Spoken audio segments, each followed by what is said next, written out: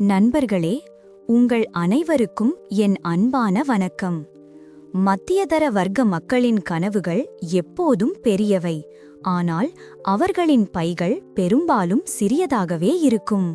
இந்த சூழ்நிலையில் ஒரு சிறிய தொகையை மட்டுமே வைத்துக்கொண்டு ஒரு தொழில்முனைவோராக உருவெடுத்த ஒருவரை குறித்து பேசுவோம். கார்த்திக் என்றொரு இளைஞன் தினக்கூலி வேலை செய்து வந்தான். அவனுக்கு ஒரு பெரிய கனவு இருந்தது. தன் கையால் சுவையான தரமான உணவை தயாரித்து மக்களுக்கு வழங்க வேண்டும் என்று.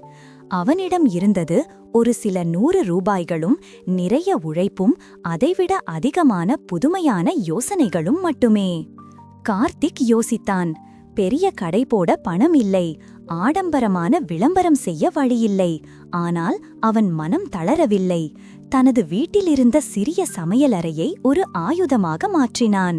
மிக குறைந்த முதலீட்டில் தரமான இட்லி மாவை அரைக்கத் தொடங்கினான். கூடவே பாட்டி கற்றுக் கொடுத்த ரகசிய சட்னி வகைகளை தயாரித்தான். அவன் கடையில் விற்ற பொருட்களின் சுவை தனித்துவமானது. அம்மா சமையல் என்ற பெயரில் ஒரு சிறிய பலகை கையால் எழுதப்பட்டிருந்தது. காலையில் சைக்கிளில் சென்று அருகிலுள்ள வீடுகளுக்கும் சிறிய கடைகளுக்கும் மாவும் சட்னியையும் விநியோகம் செய்தான். முதல் சில நாட்களில் விற்பனை மந்தமாக இருந்தது. ஆனால் கார்த்திக் விடவில்லை. ஒவ்வொரு வாடிக்கையாளரிடமும் பேசி அவர்களின் கருத்துக்களை கேட்டறிந்து தனது தயாரிப்புகளை மேம்படுத்தினான். ஒரு நாள் ஒரு யோசனை.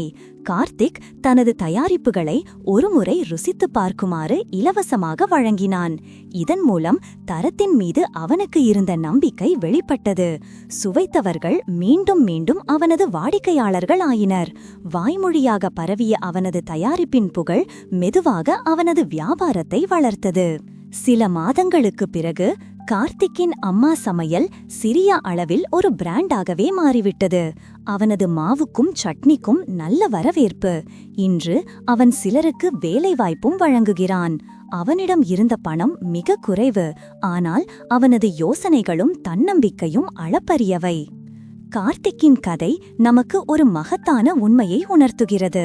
வளங்கள் குறைவாக இருக்கலாம், ஆனால் உங்கள் யோசனைகள் அதைவிட பெரியதாக இருக்க முடியும்.